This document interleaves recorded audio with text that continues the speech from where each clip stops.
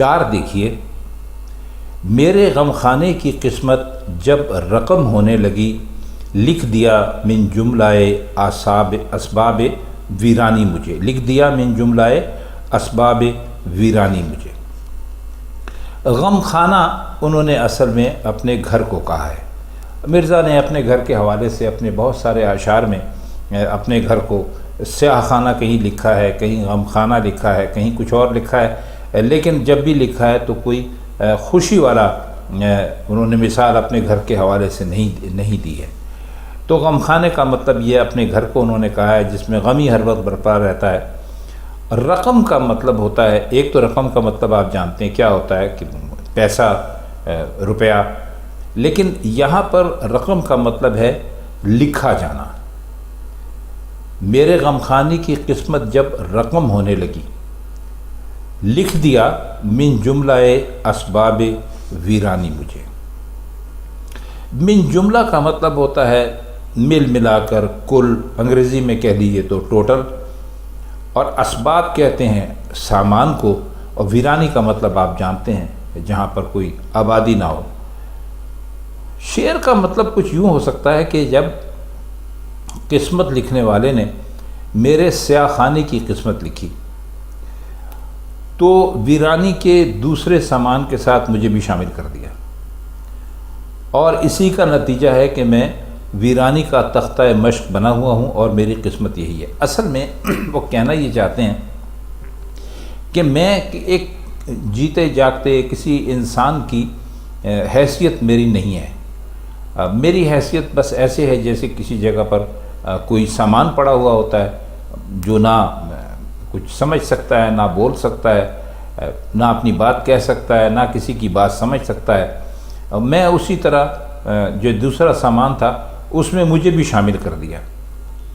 اور مجھے یوں شامل کر دیا کہ جیسے میری کوئی حیثیت ہی نہیں تھی، میں انسان نہیں تھا، میری کوئی احساسات نہیں تھے۔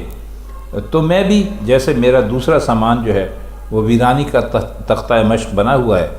میں بھی ویسے ہی بنا ہوا ہوں، اور میری قسمت یہی ہے۔ اب کون سا سامان ہو سکتا ہے؟ عاشق کے گھر کا کئی جگہ مرزا نے کہا ہے کہ شمع ہے تو بجھی ہوئی ہے، دیا ہے تو اس میں کہیں تیل نہیں ہے، کہیں اس کے اندر بتی نہیں ہے، اور گھر کی جو دیواریں ہیں ان کے اوپر سبزہ اگایا ہے، یعنی کوئی دیکھ بھال کرنے والا نہیں ہے، جھاڑ جھنکاڑ ہے گھر کے اندر۔ تو ایسا لگتا ہے، آپ کو شعر کا مصرع یاد ہوگا، ہم بیاباں میں ہیں اور گھر میں بہار آئی ہے، تو اسی کے لیے انہوں نے اپنے آپ کو بھی اسی ویرانی کے دوسرے سامان میں، جس کو دیکھ کر کسی کو احساس ہوتا ہے کہ یہ گھر ویران ہے، تو کہتے ہیں کہ میں چونکہ اس گھر میں رہتا ہوں تو مجھے بھی اسی سامان میں شامل کر دیا گیا ہے۔ تو آپ بس اسی سامان میں مجھے شامل سمجھیں کہ میری قسمت جو تھی وہ یہی ہے۔ اس کا 5واں شعر ہے، بدگماں ہوتا ہے وہ کافر، نہ ہوتا کاش کے، اس قدر ذوق نوائے مرغ بستانی مجھے۔ بدگماں کا مطلب ہوتا ہے کسی کی طرف سے خیالات خراب ہونا، اور کافر ہم آپ کو بتلا چکے ہیں پہلے بھی، کافر سے مراد ہمیشہ محبوب لیا جاتا ہے، معشوق لیا جاتا ہے، کافر بھی کہتے ہیں، صنم بھی کہتے ہیں، بت بھی کہتے ہیں۔ نہ ہوتا کاش کے، آپ کاش کا مطلب جانتے ہیں کہ کہتے ہیں کہ بھئی وہ مجھ سے بہت ہی بدگمان ہے، نہ ہوتا اس قدر ذوق کہتے ہیں شوق کو، اور نوا کہتے ہیں آواز کو، مرغ بستانی مجھے۔ مرغ بستانی کا مطلب ہوتا ہے بلبل، اور ذوق آپ جانتے ہیں نوا کہتے ہیں آواز کو، ابھی ہم نے آپ کو بتا دیا۔ تو شعر کا مطلب یہ ہے کہ کچھ ایسے کر سکتے ہیں ہم کہ میرے محبوب کے مزاج میں اتنی بدگمانی ہے کہ جب مجھے بلبل کے نغمے سنتے ہوئے دیکھتا ہے تو کچھ اور شبہ کرنے لگتا ہے۔ یعنی محبوب جب دیکھتا یہ ہے کہ میں بلبل کے نغمے سن رہا ہوں جو بڑے میٹھے ہیں اور بڑے سریلے ہیں، اور جس میں حسینوں کی تعریف کی گئی ہے، عشق اور محبت کی باتیں بیان ہوئی ہیں، تو وہ مجھ پہ شک کرنے لگتا ہے۔ تو کہتے ہیں اب میری بڑی مجبوری یہ ہے کہ مجھے یہ بلبلوں کے نغمے سننے کا بڑا شوق ہے، میرا بڑا ذوق ہے، تو کاش کہ مجھے یہ شوق اور ذوق نہ ہوتا تاکہ اس سے بدگمانی کا کوئی بہانہ نہ ملتا۔ اس سے ملتا جلتا ایک شعر مرزا نے پہلے بھی کہا ہے، شاید آپ کو یاد ہو، کیا بدگماں ہے مجھ سے کہ آئینے میں میرے طوطی کا عکس سمجھے ہے زنگار دیکھ کر۔ غالباً یہ غزل ہم آپ کو اس کا مطلب ہم کر چکے ہیں، اگر نہیں کر چکے تو انشاءاللہ اگر آگے یہ غزل آئے گی تو ہم اس کا ضرور مطلب کریں گے، کیونکہ ہم غالب کی سب غزلوں کا یہاں مطلب کر رہے ہیں، تو اب ہمیں یاد نہیں ہے کہ ہم نے اس غزل کا مطلب کیا ہے یا نہیں کیا ہے۔ اس شعر کو صرف آپ بلبل اور نغمے اور اس کی حد تک نہ لیجیے۔ ہوتا یہ ہے کہ جب عاشق اور معشوق کے تعلقات ہوتے ہیں تو وہ ذرا سی بات پر ایک دوسرے پر شبہ کرنے لگتے ہیں۔ تو محبوب کا، مرزا کا جو محبوب تھا اسے کوئی بہانہ نہیں ملا، تو اس نے یہی بہانہ کافی سمجھا کہ بھئی یہ بلبل کے نغمے کیوں سن رہے ہیں۔ اس نے اسی بات پر ان پہ شبہ کرنا شروع کر دیا۔ اب اس شعر کو تھوڑا سا اگر آپ اور سمجھنے کی کوشش کریں تو یہاں آپ بلبل کے نغمے سمجھ لیجئے کہ انہوں نے ایک تشبیہ کے طور پہ استعمال کیا ہے۔ ایسا ہوتا ہے کہ آپ کی کسی سے دوستی ہوتی ہے، بڑی اچھی دوستی ہوتی ہے، لیکن کبھی آپ کو کسی مجبوری میں کوئی ایک ایسا کام کرنا پڑ جاتا ہے جو آپ کے محبوب کو پسند نہیں ہوتا، لیکن وہ کام کرنا آپ کی مجبوری ہوتی ہے، تو آپ کا محبوب آپ پر شک کرنے لگتا ہے کہ انہوں نے یہ کام کیوں کیا۔ تو اس وقت آپ دعا مانگتے ہیں کہ اللہ سے اپنی خواہش کا اظہار کرتے ہیں کہ کاش مجھے یہ کام کرنے کا شوق نہ ہوتا تو میرا جو محبوب تھا وہ مجھ سے ناراض نہ ہوتا، اس سے مجھ سے بدگمانی نہ ہوتی۔ تو مرزا یہی کہتے ہیں، انہوں نے بلبلوں پر رکھ کر کہہ دیا ہے کہ بھائی مجھے بلبلوں کے نغمے سننے کا اتنا شوق نہ ہوتا تاکہ میرا محبوب جو ہے وہ مجھ سے بدگمان نہ ہوتا۔ آئیے دیکھتے ہیں کہ شعر نمبر 6 میں مرزا نے کیا کہا ہے۔ وائے وہاں بھی شور میشر نے نہ دم لینے دیا، لے گیا تھا گور میں ذوق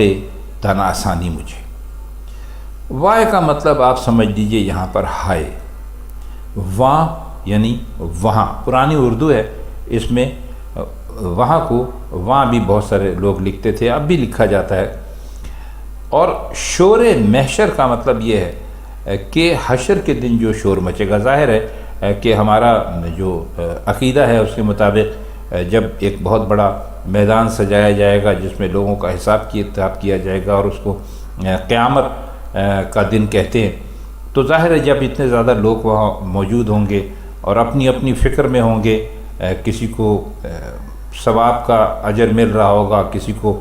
گناہ کا بدلہ مل رہا ہوگا، تو وہاں ایک شور مچا ہوا ہوگا، تو اس کو اکثر شعراء جو ہیں وہ قیامت کو شور محشر لکھتے ہیں۔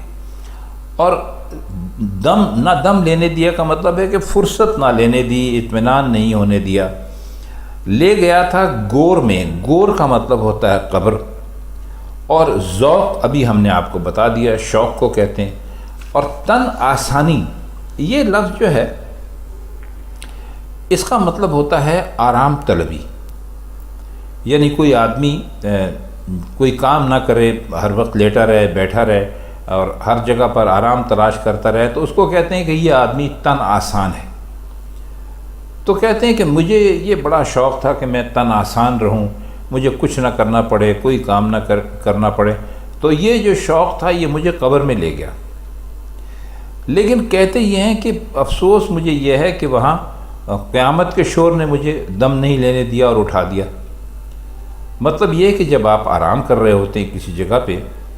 تو وہاں پر آپ کا یہ خیال ہوتا ہے کہ بھئی آپ کو کوئی تنگ نہ کرے، اٹھائے نہ یہاں سے، شور آپ کے سامنے نہ مچائے۔ لیکن کہتے ہیں کہ یہ مجھے ابھی میں جا کے قبر میں لیٹا تھا، کیونکہ ظاہر ہے کہ ہمارے ایمان کے مطابق یہی ہے کہ جب قیامت آئے گی تو جو مردے ہیں وہ قبروں سے اٹھا دیے جائیں گے یا اٹھ جائیں گے، کیونکہ ان کو خداوند تعالیٰ کے حضور میں پیش ہونا ہوگا اپنا حساب کتاب کروانے کے لیے۔ تو کہتے یہ ہیں کہ میں تو بہت آرام اور سکون کی وجہ سے اس کی تلاش میں میں قبر میں گیا تھا، لیکن وہاں مجھے کہتے ہیں بڑا افسوس ہے کہ وہاں پر قیامت کا شور اتنا یعنی اٹھا کہ اس نے مجھے جگا دیا۔ اب تن آسانی کا تو تقاضا یہ تھا کہ بھائی نیند میں کسی قسم کا کوئی خلل نہ آتا، کوئی فرق نہ پڑتا، لیکن شور محشر نے آ کر جگا دیا، اور جو میری تن آسانی کی آرزو تھی وہ پوری نہیں ہو سکی، کیونکہ میرا خیال تھا کہ میں مر جاؤں گا تو قبر میں ہمیشہ پڑا رہوں گا، اور یہاں کوئی مجھے انگریزی میں کہہ لیجئے تو ڈسٹرب نہیں کرے گا۔ لیکن کہتے ہیں کہ وہ میں گیا تو بس وہ قیامت آ گئی۔ اب وہ قیامت آنے کی وجہ سے مردوں کو چونکہ سب کو اٹھایا جا رہا تھا تو مجھے بھی اٹھا دیا گیا، تو یہ جو میری تن آسانی کی آرزو تھی یہ پوری نہیں ہو سکی۔ شعر نمبر 7 ہے، وعدہ آنے کا وفا کیجئے یہ کیا انداز ہے، تم نے کیوں سونپی ہے میرے گھر کی دربانی مجھے۔ وعدہ وفا کرنا کا مطلب ہوتا ہے وعدہ پورا کرنا، اور یہ کیا انداز ہے کہ بھئی یہ کیا طریقہ ہے۔ جیسے ہم اور آپ کہتے ہیں نا، جب کسی سے بات کرتے ہیں، کوئی بات ہمیں اگر پسند نہ آئے تو ہم کہتے ہیں بھئی یہ کیا طریقہ ہے، تو ہم یہ بھی کہہ سکتے ہیں کہ بھئی یہ کیا انداز ہے۔ سونپنے کا مطلب ہوتا ہے حوالے کرنا۔ دربانی، دربان کہتے ہیں چوکیدار کو، اور دربانی کہتے ہیں چوکیداری کو، بہت آسان ہے۔ تو کہتے یہ ہیں کہ میں اپنے محبوب سے مخاطب ہیں کہ میرا جو محبوب تھا وہ میرے پاس آنے کا وعدہ کر گیا تھا، لیکن میں انتظار کرتا رہا لیکن وہ آئے نہیں، اور میں ابھی تک بیٹھا انتظار کر رہا ہوں۔ اب گھر سے ادھر ادھر جا نہیں سکتا۔ اب میری حالت اس دربان یا چوکیدار کی سی ہے کہ بھائی جس کی ڈیوٹی ہوتی ہے کہ آپ یہاں پر اتنے گھنٹے تک آپ کو یہاں پر ڈیوٹی دینی ہے، آپ کو یہاں تک اپنا کام کرنا ہے، فرض ادا کرنا ہے، تو کہتے ہیں کہ میں ایسا ہو گیا ہوں جیسے میں اپنے گھر میں ہی دربان بنا ہوا ہوں، یعنی اس لیے بیٹھا ہوا ہوں، وہاں سے ہل نہیں رہا کہ بھئی کیا پتہ میں یہاں سے اٹھ کر جاؤں تو محبوب آ جائے، تو میں گھر سے ادھر ادھر کہیں جاتا ہی نہیں۔ تو میری حالت اس چوکیدار جیسی ہو گئی ہے جو اپنے گھر کے دروازے پر یعنی کسی کے گھر کے دروازے پر ڈیوٹی دے رہا ہو اور دربان بنا ہوا بیٹھا ہو۔ تو محبوب سے ذرا تلخی سے کہتے ہیں کہ بھئی یہ کیا انداز ہے، آپ نے کہا تھا کہ میں آؤں گا اور آپ نے وعدہ بھی کیا تھا، لیکن وعدہ آپ نے وفا نہیں کیا، اور میرے ساتھ یہ صورتحال ہو گئی ہے کہ لوگ یہ سمجھتے ہیں کہ میں اس گھر کا رہنے والا نہیں ہوں بلکہ میں اس گھر کا چوکیدار ہوں، کیونکہ جب آپ نہیں آئیں گے تو میں آپ کا انتظار کروں گا، اور وہ آپ کا انتظار میں کر رہا ہوں۔